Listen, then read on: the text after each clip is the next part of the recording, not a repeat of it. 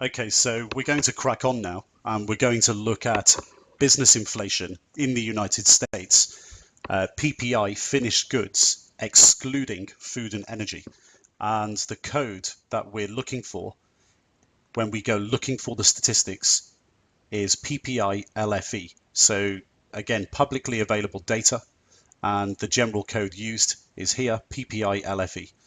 And the ex food and energy business inflation stats, the PPI ex food and energy, they're released at the same time as the stats that include food and energy prices during the second week of each month for the previous month by the Bureau of Labor Statistics, the BLS.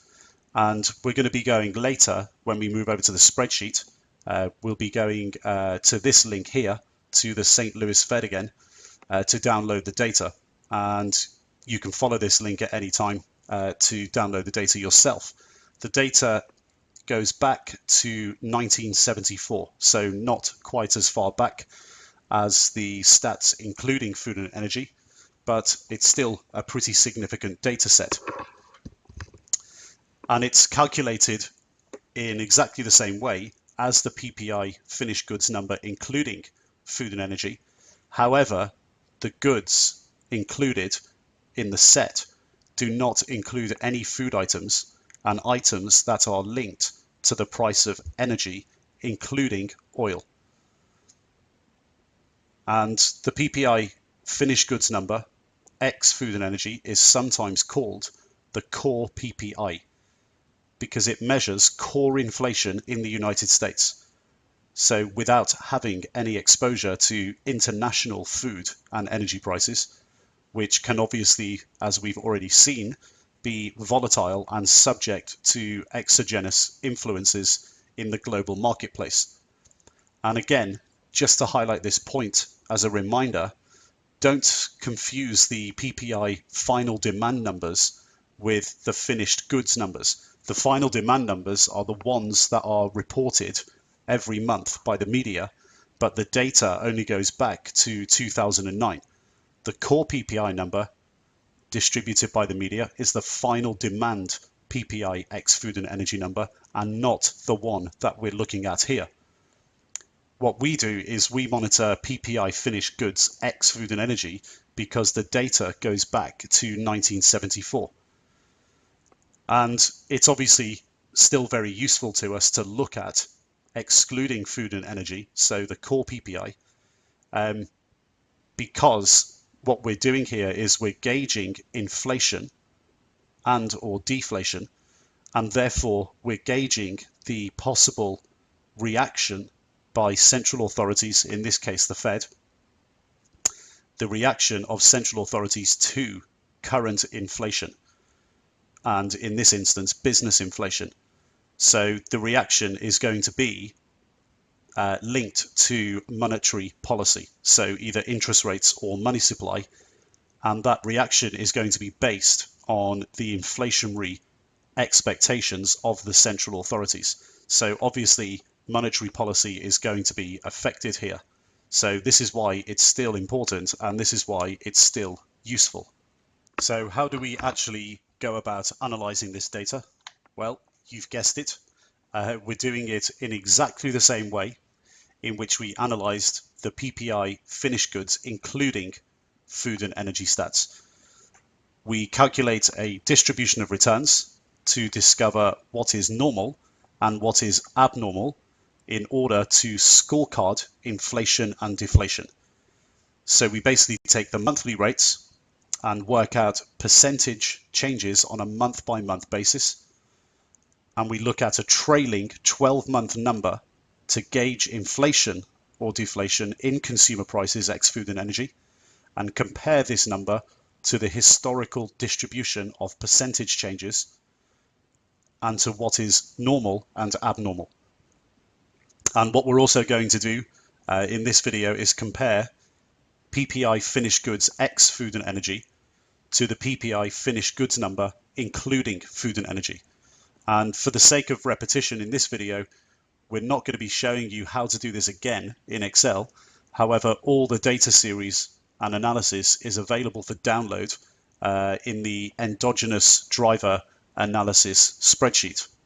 So for the purposes of not repeating ourselves too much, because you should be pretty used to this process now, we're going to go and dive straight into the stats.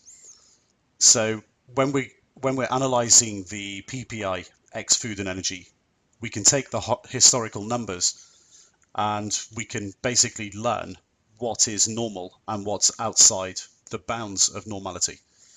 And to do that, again, we take the distribution of monthly percentage changes and look for the differences in the behavioral nuances of business inflation and deflation. So we're, again, looking at the monthly percentage changes and looking to find out what's a normal month, what is a normal situation, and what is an abnormal month. So what's an abnormal situation? Again, we discover immediately when we do this that there's a lot more positive data points than negative data points. So a lot more inflation than deflation.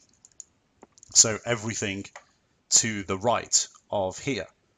So 0 to 0.5, 0.5% to 1%, 1 to 1.5%, and greater than 1.5%. So everything to the right hand side. And when we compare monthly increases to monthly decreases, the monthly increases outpace the negative months by a factor of around 8.5 to 1. And the long-term monthly average inflation rate in the US is confirmed to be spot 2.735%. So this is PPI, average business inflation rate, X food and energy. And when we look at only the cases in the positives and the negatives separately, in an average up month, we should expect 0.36% when we compare to historical data. And in the average deflationary month, we should expect to see, on average, around minus 0.2%. And the frequencies we can see here as 81% of data is up months, 9.5% of data is down months, and we have our zero cases here at around 9%. And when we look at the probability adjusted rates of inflation and deflation, probability adjusted monthly inflation is 0.2935%.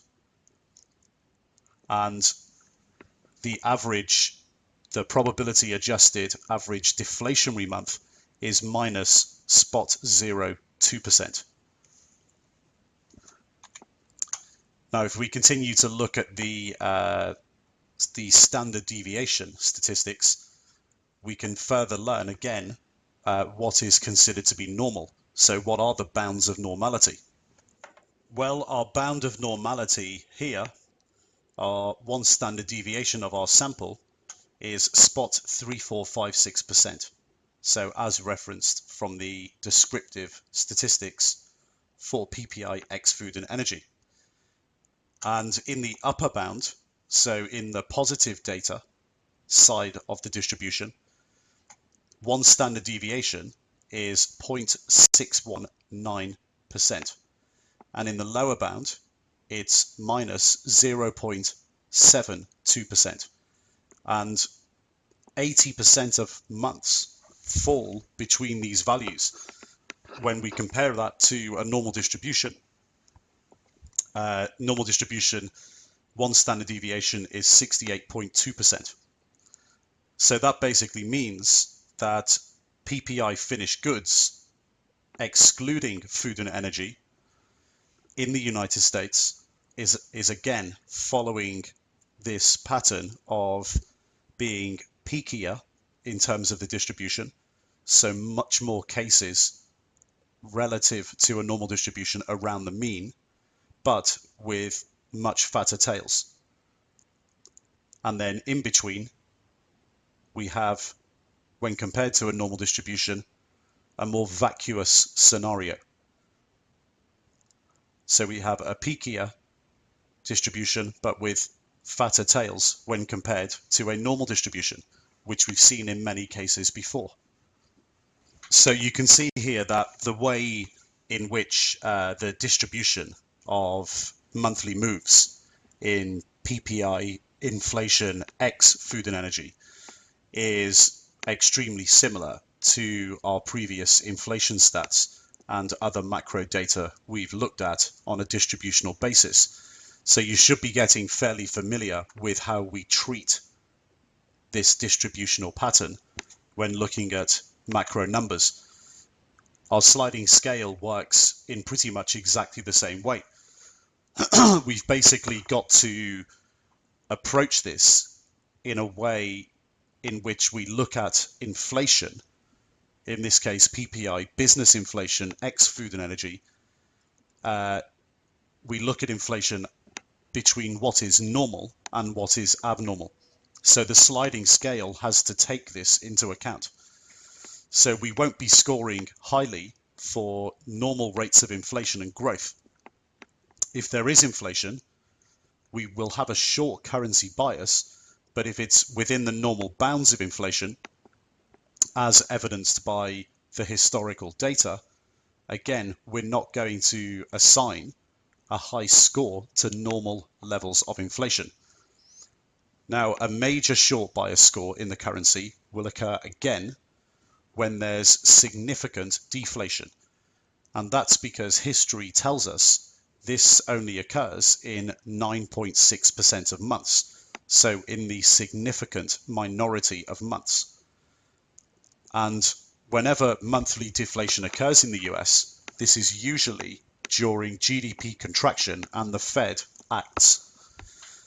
Now, also, when we look at zero inflation, we can look at zero inflation as deflation as well, because it's not very common. It only occurs in the zeros 9.2% of times, and usually during GDP contractions. Now, when deflation is small, so begins creeping, we tend to have a high conviction long currency bias because it's not common. We get 47 months out of 493. And when deflation is extreme, a short currency bias predicting inflation is the way we're going to look at it, because it's going to be apparent that the Fed will act sooner rather than later. So again, we're going to have this way in which we look at the extremes in the deflationary side of our sliding scale as an opportunity for a short currency bias predicting inflation. So you can see the process overall in the way we're approaching our sliding scale is very similar to previous inflation numbers we've looked at and previous macro numbers, because in the extremes, we know that the Fed will act. Now, on the other side of our sliding scale, so on the inflationary side, if you go into the spreadsheet and filter for values greater than 1%, you'll find that there's very few cases. So there's only 16 cases of monthly PPI X food and energy above 1% since records began in 1974. And you'll see that many of these occurred after the oil crisis of 73 to 74 and in the real GDP contractionary period of 1980 to 1981, when inflation was basically out of control and real GDP was getting hit hard. And as we know, extreme inflationary pressures tend to occur when there's significant growth in the economy or at the end of cycles prior to slowdowns or deflation, or even when the Fed aggressively acts to spur inflation in a crisis. And this again adds fuel to our argument earlier that in periods of severe deflation, we have to have an extreme short currency bias. So again, we're looking at the extremes here of a severe deflationary period and a severe inflationary period. So in the inflationary period, similar to PPI finished goods, which is including all items, similar to the scoring there, we're going to have a short currency bias on extreme inflationary moves. Now, if we go through the same process as earlier and we start to look at inflation against our GDP stats pictorially, we can start to map onto our PPI numbers, our monthly percentage changes. We can start to map onto that GDP levels that are associated with normal business inflation. And taking this same approach, we're going to look at scoring low conviction numbers on the inflationary side when we're in the bounds of normality. Now, when we look at the chart here, and you can go into the spreadsheet and have a look at all the data behind this chart in your own time, we can see that since 1974, PPI X food and energy, the average has been trending much lower. And we can see now that a 0% number is associated with 0% GDP, and our long-term average is dropping from around 0.5% down to basically almost zero. So we can see that around 0.25% of PPI X food and energy over this entire data set is equivalent to around 1% of GDP. And we know that is around the bounds of normality. So this is how we start to, again, build our scorecards. And when we look at this pictorially and zoom in to recent times, we can get a further understanding when we zoom in on how monthly percentage changes in PPI are associated with certain levels of GDP. So if you look across the spectrum here, you can see most positive numbers are going between 0 and 3%, 2%, and most inflation numbers are coming in at between 0.25% and 0.5%. So we can basically see zero inflation is generally associated with zero GDP growth. 0.5% is generally associated with 2%, 0.25% with 1%, and if we go even higher, 1% is generally associated with 4%. So when we get higher levels here, with a time lag, we tend to get higher levels of growth. However, this never normally lasts for too long, because you can see in this example, in late 2008, we do also get a big move down, so a big negative monthly percentage change, and later higher levels of growth drop and go to more normalized levels. So we're getting a full understanding here of how things work in terms of PPI X food and energy relative to levels of real GDP growth. And we're also getting an understanding of what levels of inflation, PPI X food and energy, are associated with certain levels of real GDP growth. And our scorecards work very similar to previous examples. As you can see, during benign to within the extremes, so normal ranges of inflation, so plus and minus 0.34%, we have two areas. We have our long bias area and our short bias area. And when deflation occurs, we tend to have a high conviction long currency bias, because a slowdown is usually an occurrence of tight monetary policy or due to a negative economic shock.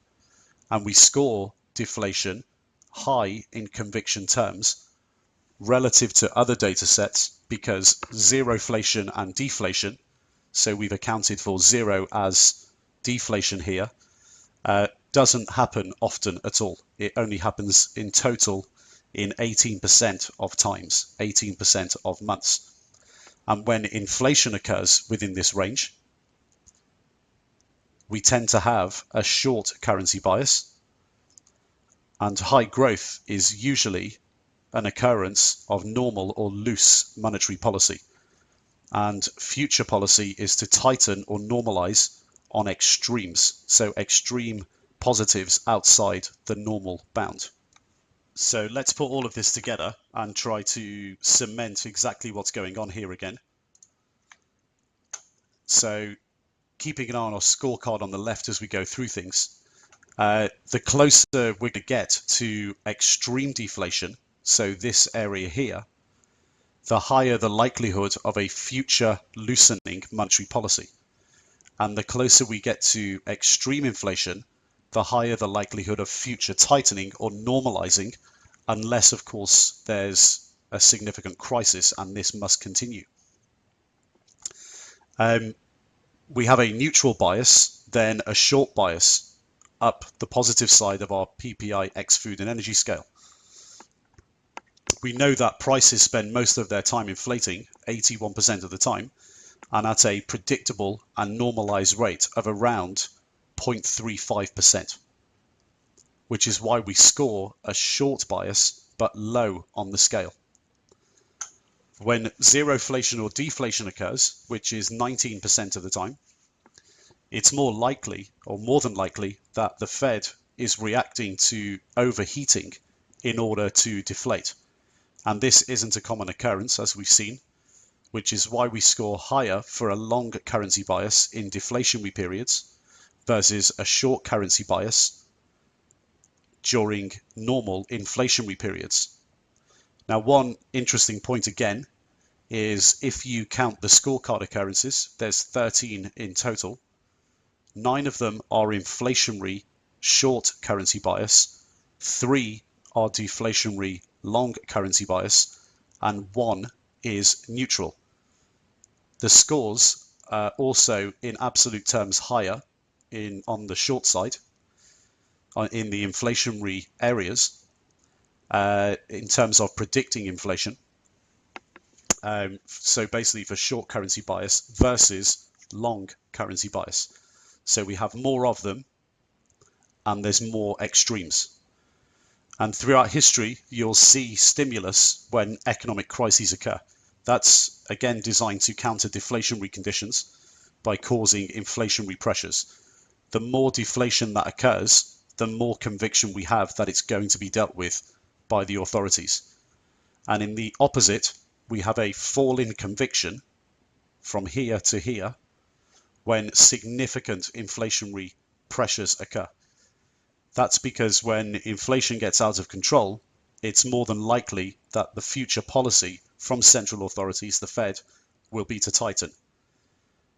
And we then may enter a deflationary period, and we have to be prepared to switch from here to here. So from a short currency bias to a potential long currency bias. So again, we're trying to be flexible here as traders analyzing the macro data. We systematically score it and we try to be objective in our bias.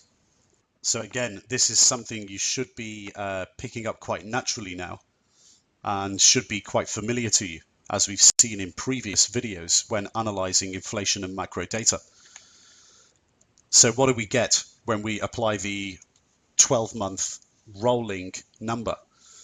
Well, the average monthly price change over the last 12 months is spot 1235%. So the average 12-month percentage move in PPI X food and energy has been 0.1235. So if we look on our scale here, that's between 0 and 0.25. So depending on how conservative you want to be, how aggressive you want to be, you can score this 0 or somewhere between 0 and -6. So if we're being conservative, then we'll probably be scoring a 0 to this indicator, to this driver. One point to note, the last 12 months have all been inflationary months, so between 0 to 0.2639, and that's basically all within the historical normal range, but it is tending towards below average. So it does seem like that a fall in oil prices that have occurred recently, as evidenced by PPI, including food and energy, which provided us with a deflationary number long bias, could be seeping over and creeping into other items in the US economy. And we're going to be conservative and score probably around a 0, but we do need to still be aware and have a look deeper into the numbers and really understand them, so we understand when things happen, where everything is moving and where things are coming from. Okay, so that concludes PPI X food and energy. Let's go over to the trading desk for a quick recap. Okay, so welcome back to the desk. What did we learn there from the PPI? Well, we looked at PPI including and excluding food and energy. What we learned from the PPI including food and energy is that it's actually pretty common to get zero inflation or deflation throughout the history of the data. And including food and energy prices, we drilled down into the numbers and we found that similar to the PPI, there is occurrences throughout the history of the PPI, including food and energy, where there's evidence of volatility in oil prices causing many of these deflationary periods. And what we also discovered was that in recent history there's many of these cases, and that's really down to oil prices historically being very high and having large percentage moves followed by big percentage down moves. And we realized that 37% of the time throughout the history of the data that we get these deflationary periods because the PPI, including food and energy, is inherently linked to the volatility of oil prices. And when we looked at the numbers recently, we saw that recently this has been the case. The big move down in oil that's happened in the last 7 months has been the main contributory factor towards deflation in the PPI, including food and energy, and the CPI, including food and energy. So we have to actually look at this and understand why it's happening. And we scored a deflationary number for that economic variable. Now, we also have to look at it excluding food and energy. And what we saw was that actually in recent months, the numbers for ex-food and energy have started becoming more deflationary. So we're seeing less inflation because of this. We're starting to see lower oil prices creep in to other areas in business inflation. And when we look at them both together, it's actually quite similar to the CPI that we get situations where we get zero inflation or deflation in the ex-food and energy numbers. These tend to be quite rare occurrences. So we applied the same process overall to the PPI as we applied to the CPI, and we've now got a nice broad overall picture of understanding of how inflation works, both for the consumer and businesses in the United States. And we've got a systematic process of scorecarding this moving forward as part of an overall endogenous systematic process, which is part of the overall process to get to a point where we have a bias in the currency, in this case, the US dollar.